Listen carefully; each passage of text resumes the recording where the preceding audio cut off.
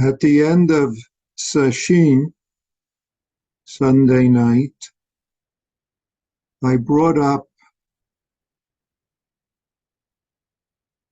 the phrase not to as a practice, reminder, support. In a way, this is useful throughout our life, whether when we're sitting zazen and we notice ourselves entangling in thoughts, beliefs, reactions, or throughout our daily life with all the people and circumstances we encounter, so-called inside, so-called outside.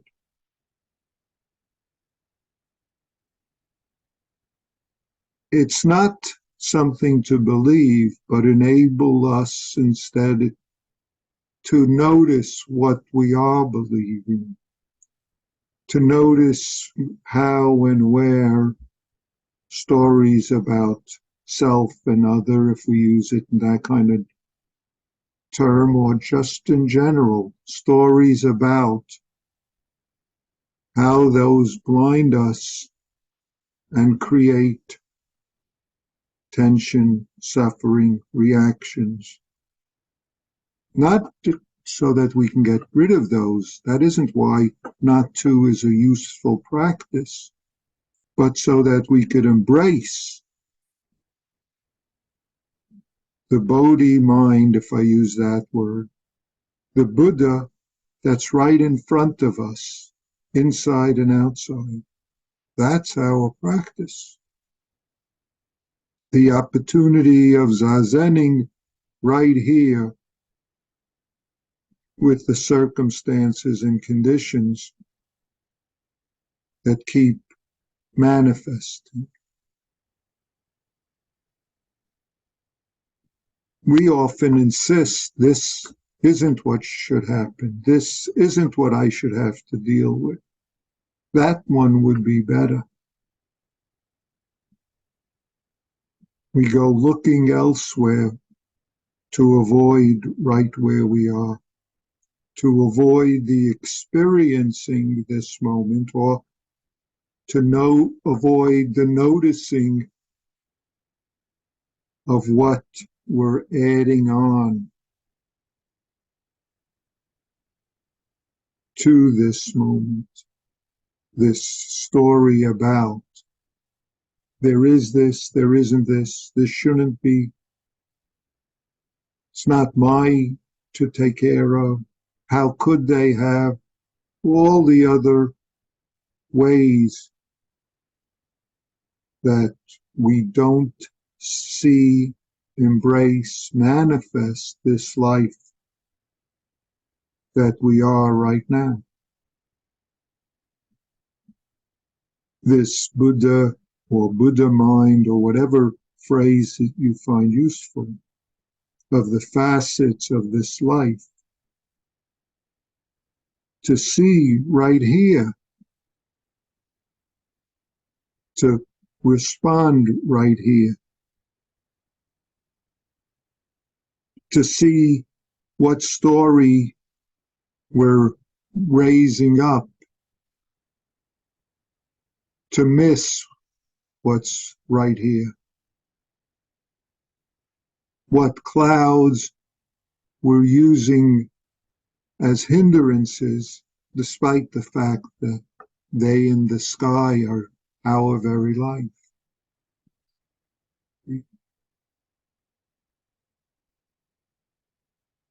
We aren't in charge of the mental, emotional reactions or entanglements that arise. But we are, you could say, sharp-witted enough to see, investigate when we're entangled in them in a skillful way, to be the jewel of our life, to polish the jewel of our life in the appropriate way that it's showing up here. Though we want to say, this isn't the jewel that I want today. This isn't the cloud that should be in my sky right now. And if we say that, we all know from our own experience the consequences of holding on to that, of going to look elsewhere, there or there, for what's right in front of us. Going elsewhere in our thoughts and feelings rather than this zazening moment, this not two, that is our life. That is the fire that's burning right here, and we go look elsewhere for it. We go add on conditions. Maybe when I get rid of or change, or I don't have to. This is why, in a way, our practice is so simple. No matter where and how we are, we can breathe in, breathe out. No matter where and how we are, we can be present, be this experience. Even if what we're experiencing is, I can't take any more of this. No, no, no, it's not. Or all the other versions of them.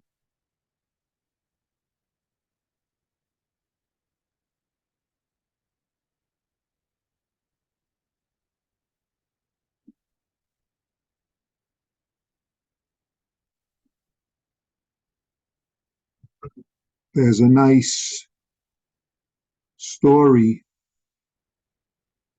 of Masters Baichang and Guishan. Guishan asked Baichang, no, Baichang asked Guishan, would you dig in the fire pot and see if there's fire in there or not? In other words, there's you think of it as a fireplace where there's ashes. So he stirred the ashes around and he said, no fire. Baichang got up and dug deeply in it. And he found a small ember and held it up and said, isn't this fire? At that, Guishan was awakened.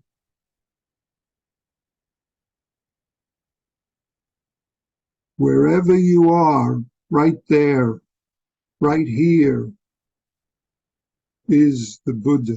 Right here is Bodhi manifesting.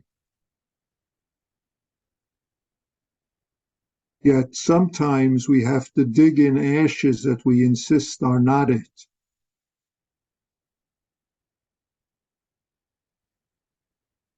That's what Not To is encouraging us to embrace, the Zazen right here. Whatever stick you pick up, blow on it, and right there you can serve people with the fire of your practice, of their life, of their Buddha, of our Buddha nature, if I use such stinky words, of the fire of this Not To life that we have the opportunity to manifest, the opportunity to experience and serve all that we encounter. Thank you.